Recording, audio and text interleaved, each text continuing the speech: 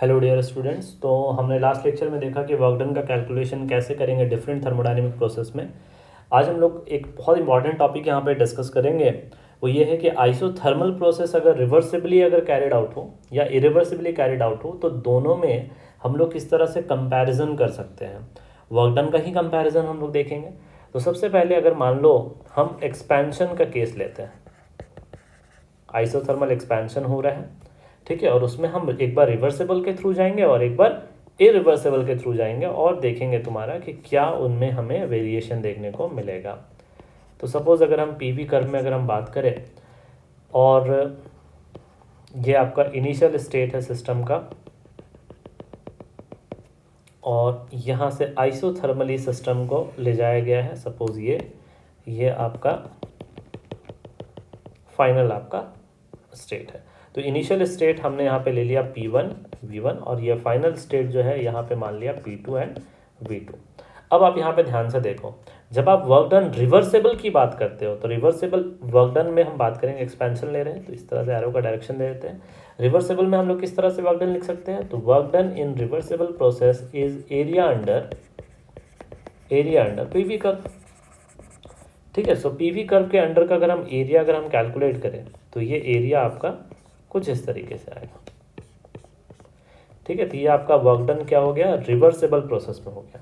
अब आप ध्यान से समझना, वर्क डन हम कैलकुलेट करने वाले इरिवर्सेबल में, तो इरिवर्सेबल में हम क्या लिखते हैं, माइनस पी एक्सटर्नल और V2 माइनस V1 लिखते हैं। अब यहाँ पे समझना अच्छे से, पी एक्सटर्नल को हम क्या लिख सकते हैं, P2 लिख सकते हैं। हमने लास्ट लेक्चर में ये समझा था।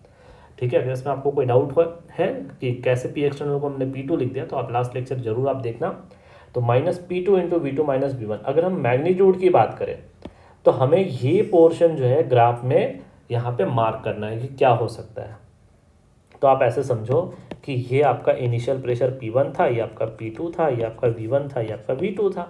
तो कौन सा एरिया, आई थिंक आपको एरिया पता चल गया होगा। अगर आप देखना चाहो तो ये जो एरिया आपको यहाँ पे दिख रहा है, ये एरिया, ठीक है, ये एरिया आप क्या बता रहा है यहाँ पे, ये आपका बता रहा है वर्क डन इरिवर्सेबल। तो आप देखो मैग्नीट्यूड को कंपेयर करो, वर्क डन अगर आप रिवर्सेबल और वर्क डन अगर आप इरिवर्सेबल के मैग्नीट्यूड को कंपेयर करोगे तो आप क्लियरली कह सकते हो कि रिवर्सेबल का जो वर्क डन है, ठीक है, वो आपका ज़्यादा है देन इरिवर्सेबल वर्क डन। ठीक है, वो इसलिए क्योंकि एक्सपेंशन में वर्क डन नेगेटिव आएगा और अगर एक्सपेंशन में नेगेटिव आएगा इसलिए हमने सिर्फ मैग्नीट्यूड यहाँ पे कंपेयर किया है। तो ये आपका बहुत इंपॉर्टेंट यहाँ पे कंक्लूजन आ गया एक्सपेंशन के केस में। अब हम बात करते हैं कि कंप्रेशन में क्या होगा। ठीक है, आइए कंप्रेशन में देखते हैं।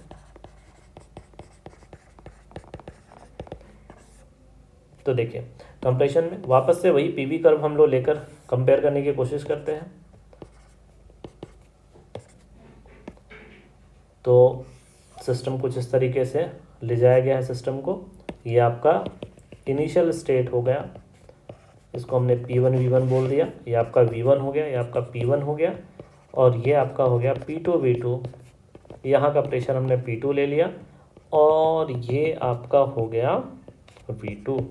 तो आप ध्यान से समझो, अगर हमें वर्क डन रिवर्सेबल निकालना है तो work done reversible is area under curve, area under PV curve. ठीक है, तो इसे हम मार्क कर ले। तो ये आपका जो हो गया, ये आपका हो गया वर्क डन रिवर्सेबल प्रोसेस। ये क्या बता रहा है, वर्क डन रिवर्सेबल। अब देखो इरिवर्सेबल की बात करते हैं तो work done irreversible is minus P external V2 minus V1। ठीक है, तो आप इसको क्या लिख सकते हो, minus P2 into V2 minus V1। अब आप ध्यान से समझो, इसका ये जो एरिया है ना, ये एरिया हमें ग्राफ में मार्क करना है। तो P2 यहाँ पर है, तो P2 यहाँ पर है, तो ये आपका हो गया P2। ठीक है, और V2 माइनस V1 क्या है, तो V2 माइनस V1 हो गया आपका, ध्यान से समझना।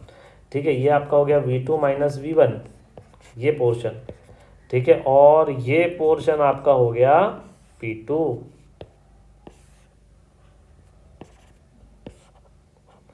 तो कंप्लीट आपको एरिया दिख रहा होगा।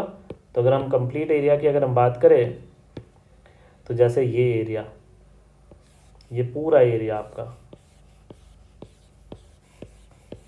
ठीक है, ये आपको रिप्रेजेंट करेगा क्या, ये रिप्रेजेंट करेगा वर्क डन इरिवर्सेबल। तो यहाँ से क्या देखने को मिल रहा है कि इरिवर्सेबल में अगर हम कंप्रेशन की बात करें तो इरिवर्सिबल का आपका जो वर्क डन है वो वर्क डन रिवर्सिबल से ज़्यादा है। अब चूंकि ये कंप्रेशन का केस है तो वर्क डन पॉजिटिव ही आएगा, अगर आप मॉड ना भी लो तो भी ये रिजल्ट जो है बिल्कुल होल्ड करेगा कि वर्क डन इरिवर्सिबल में ज़्यादा है, work done reversible in case of compression. और अगर आप एक्सपेंशन की बात करोगे, ठीक है, तो वहाँ पर रिवर्सिबल में वर्क डन ज़्यादा होता है। इसीलिए जब भी हम किसी सिस्टम से कुछ वर्क कराना चाहते हैं तो हम चाहते हैं कि वो रिवर्सिबली वर्क करे, क्योंकि रिवर्सिबली वर्क करने पर वो ज़्यादा वर्क करेगा तो हमें आउटपुट ज़्यादा मिलता है। ठीक है, तो ये बहुत इंपॉर्टेंट कंपैरिजन था। तो अगले लेक्चर में हम लोग एडियाबेटिक प्रोसेस के कंडीशन को जानेंगे, उसके ग्राफ के बारे में हम लोग डिटेल डिस्कशन करेंगे। तो इस लेक्चर के लिए इतने ही। Okay, thank you.